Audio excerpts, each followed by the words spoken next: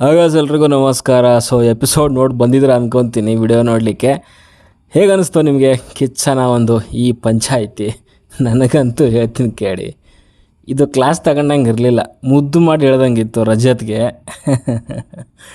ಅಷ್ಟೊಂದೆಲ್ಲ ಮಾತಾಡಿದಂಥ ಒಂದು ಕಂಟೆಸ್ಟೆಂಟ್ಗೆ ಈ ಒಂದು ಮಟ್ಟಿಗೆ ಕ್ಲಾಸ್ ತೊಗೊತಾರೆ ಅಂತ ನಾನಂತೂ ಅಂದ್ಕೊಂಡಿರಲಿಲ್ಲ ಗುರು. ಅಷ್ಟೊಂದು ನಗಾಡ್ಕೊಂಡು ಒಂದು ರೀತಿಯಲ್ಲಿ ಅಡ್ಡಗೋಡೆ ಮೇಲೆ ದೀಪ ಇಡ್ತಾರಲ್ಲ ಆ ರೀತಿಯಲ್ಲಿ ಹೇಳ್ತಾರೆ ಅಂತ ಸತ್ಯವಾಗಲೂ ಅಂದ್ಕೊಂಡಿರಲಿಲ್ಲ. ಜೊತೆಗೆ ಅಲ್ಲಿ ಬಂದಂಥ ಕೆಲವೊಂದು ಮಾತುಗಳಂತೂ ಅದು ಸುದೀಪ್ ಸರ್ ಅಂತ ಪಂಚಾಯತಿನಲ್ಲಿ ಅದನ್ನು ಕೇಳಲಿಕ್ಕೆ ಸಾಧ್ಯನೇ ಇಲ್ಲ. ಒಂದು ವಿಷಯ ನೆನಪಿಸೋಕ್ಕೆ ನಿಮಗೆ ಇಷ್ಟಪಡ್ತೀನಿ. ಸೀಸನ್ 10ರಲ್ಲಿ ಅಂತ ಅನಿಸುತ್ತೆ, ಹೌದು 10ರಲ್ಲೇ ಒಂದು ರಕ್ಷಕ್ ಬುಲೆಟ್ ಅವರು ಒಂದು ಪದ ಯೂಸ್ ಮಾಡ್ತಾರೆ ಡ್ರೋನ್ ಪ್ರತಾಪ್ ಅವ್ರ ಮೇಲೆ, ಗೂಬೆ ಅನ್ನೋ ಪದ. ಅದಕ್ಕೆ ಯಾವ ಮಟ್ಟಿಗೆ ಸುದೀಪ್ ಅವರು ರೊಚ್ಚಿಗೆದ್ಬಿಟ್ಟು ಅವನಿಗೆ ಕ್ಲಾಸ್ ತೊಗೊಂಡಿದ್ರು ರಕ್ಷಕ್ ಬುಲೆಟ್ಗೆ ಅಂತಂದರೆ ಕೇಳಲೇಬೇಡಿ ನೀವು. ಆ ಒಂದು ಪದ ಗೂಬೆ ಅನ್ನೋ ಪದಕ್ಕೆ ಆ ಒಂದು ಮಟ್ಟಿಗೆ ಕ್ಲಾಸ್ ತೊಗೊಂಡಂಥ ಕಿಚ್ಚ ಸುದೀಪ್ ಅವರು ಪಂಚಾಯತಿನಲ್ಲಿ ಇವನು ಇಷ್ಟೊಂದೆಲ್ಲ ಮಾತಾಡಿದ್ರು ಅದನ್ನು ಒಂದು ರೀತಿಯಲ್ಲಿ ತೇಪೆ ಸಾರಿಸೋ ಕೆಲಸ ಅಂತ ಮಾಡಿದ್ರಲ್ಲ, ಏನು ಹೇಳೋಣ. ಆ್ಯಂಡ್ ನಾನು ಅಂದ್ಕೊಂಡಿದ್ದೆ ಅದೇನು ಗೇಟ್ ಓಪನ್ ಆಗುತ್ತೆ ಇನ್ನೊಂದು ಸರಿ ಆ ಥರ ಮಾತಾಡಿದ್ರೆ ಅಂತಂದರೆ, ಅದು ಹೇಳಿರೋದು ಇವರು ಮಾತಾಡಿದ್ರು ಅಂತಲ್ಲ, ಆ ವಿಷಯ ಮಾತಾಡಿದ್ದಕ್ಕಲ್ಲ, ಸುರೇಶ್ಗೆ ಮಾತಾಡಿರೋವಂಥದ್ದಕ್ಕೆ. ಬಟ್ ಇವರು ಕೆಲವೊಂದು ರೂಲ್ಸ್ಗಳನ್ನು ಬ್ರೇಕ್ ಮಾಡಿದ್ದಕ್ಕೆ. ಅದು ಯಾವ ರೂಲ್ಸು ಅಂತಂದರೆ, ಹೊರಗಡೆ ನಡೀತಿರೋವಂಥ ಒಂದು ಟ್ರೆಂಡ್ ಆದರೂ ಆಗಿರ್ಬೋದು, ವಿಷಯಗಳನ್ನು ಅಲ್ಲಿ ಹಂಚ್ಕೊಂಡಿರೋವಂಥದ್ದು. ಅಂದರೆ ಹೊರಗಡೆ ಹಂಗೆ ನಡೀತಾ ಇದೆ, TRP ಹಂಗೆ ಹೋಗ್ತಿದೆ ಅನ್ನೋ ಕೆಲವೊಂದು ವಿಚಾರಗಳನ್ನು ಏನು ಹೇಳ್ಕೊಂಡಿದ್ರು.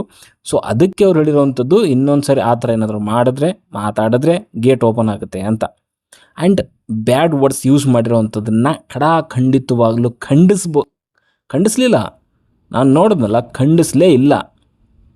ಅದನ್ನು ಬಿಟ್ಟು ಅಲ್ಲಿ ಮಾತಾಡಿದಂತಹ ಕೆಲವು ಐಶ್ವರ್ಯ ಅವ್ರಿಗೆ, ಆಮೇಲೆ ಅದನ್ನೇ ರೀಸನ್ನಾಗಿ ಇಟ್ಕೊಂಡು ಕೊಟ್ಟಂತಹ ಕಳಪೆ ಯಾರ್ಯಾರು ಕೊಟ್ಟಿದ್ರು, ಸೊ ಅವ್ರಿಗೇನೆ ಒಂದು ರೀತಿಯಲ್ಲಿ ಪ್ರಶ್ನೆ ಮಾಡಿದ್ರು, ನಿಮಗೆ ಬೇರೆ ಒಂದು ರೀಸನ್ಗಳು ಸಿಗಲಿಲ್ವಾ, ಆ ರೀಸನ್ ಸಿಗಲಿಲ್ವಾ ಅನ್ನೋ ಒಂದು ರೀಸನ್ಗಳನ್ನ ಕೊಟ್ಟರು. ಆ್ಯಂಡ್ ಇಂಡಿವಿಜುವಲ್ ಗೇಮ್ ಅಂತಂದರೆ ಅವ್ನು ಇಂಡಿವಿಜುವಲ್ ಆಗಿ ಸುರೇಶ್ ಫೈಟ್ ಮಾಡ್ಕೊತಾನೆ, ನೀವು ಯಾಕೆ ಕೇಳಕ್ಕೆ ಹೋದ್ರಿ ಅನ್ನೋ ಒಂದು ಪ್ರಶ್ನೆ ಬಂತಲ್ಲಿ. ಇದನ್ನು ನೋಡಿ ನನಗೆ ಸಿಕ್ಕಾಪಟ್ಟೆ ಫನ್ನಿ ಅಂತ ಅನ್ನಿಸ್ತು, ಅಷ್ಟೇ ಕೋಪ ಕೂಡ ಬಂತು.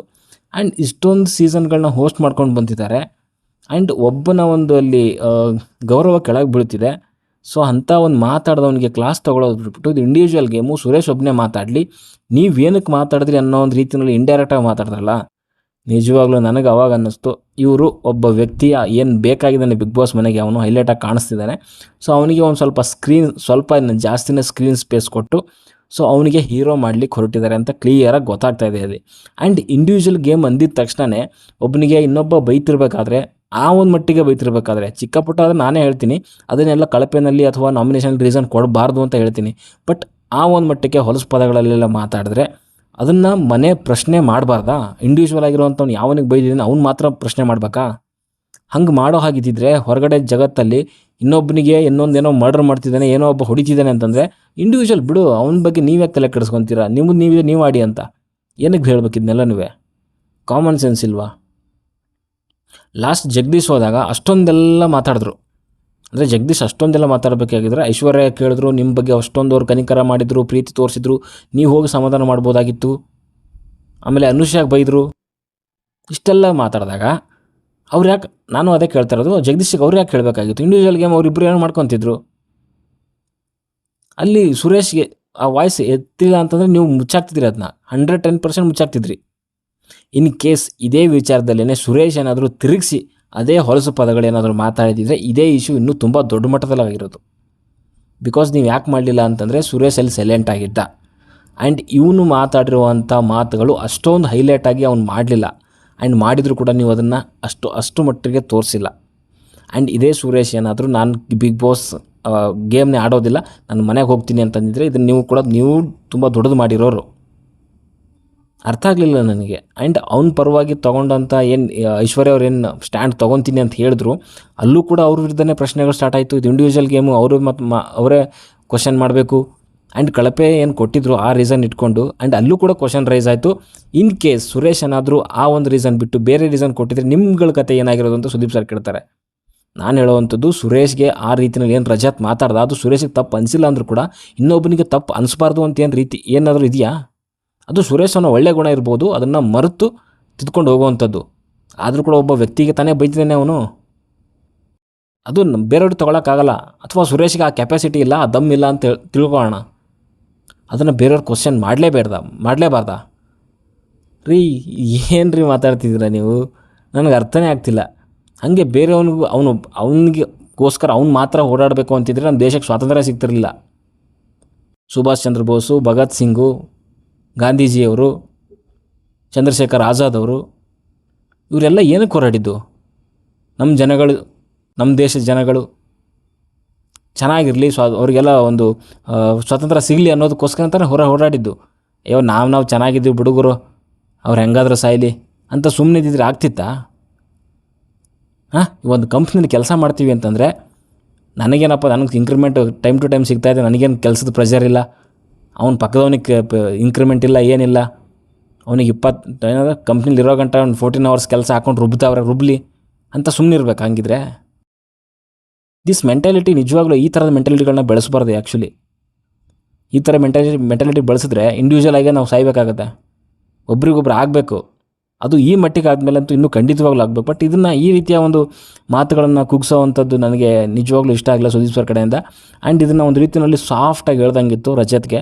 ಗೊತ್ತಿಲ್ಲ ಅವನಿಗೆ, ಮೇ ಬಿ ನಾನು ಅದೇ ಹೇಳಿದ್ನಲ್ಲ, ಸೊ ಅದೊಂದು ಸ್ಕ್ರೀನ್ ಸ್ಪೇಸ್ ಕೊಡ್ತಿದ್ದಾರೆ. ಆ್ಯಂಡ್ ಅವನಿಲ್ಲ ಅಂತಂದರೆ ಸ್ವಲ್ಪ TRP ಕಡಿಮೆ ಆಗ್ಬೋದು, ಅಥವಾ ಈಗ ಬಂದಾಗಿಂದ ಸ್ವಲ್ಪ ಜಾಸ್ತಿ ಆಗಿರ್ಬೋದೇನೋ. ಸೊ ಅದಕ್ಕೋಸ್ಕರ ಅಲ್ಲಿ ಯಾರು ನಮ್ಮ ಮುಂಚೆನೇ ಹೇಳಿದ್ನಲ್ಲ, ಟಾಪ್ ಪ್ಲೇಯರ್ಗಳು ಯಾರ್ಯಾರಿದ್ದಾರೆ, ಸೊ ಅವ್ರಿಗೆ ಅವರು ಮುದ್ದು ಮಾಡೋವಂಥದ್ದು ಈ ಥರದ್ದೆಲ್ಲ ಇದ್ದೇ ಇರುತ್ತೆ. ಸೊ ಅದರಲ್ಲಿ ಎರಡನೇ ಮಾತೇ ಇಲ್ಲ.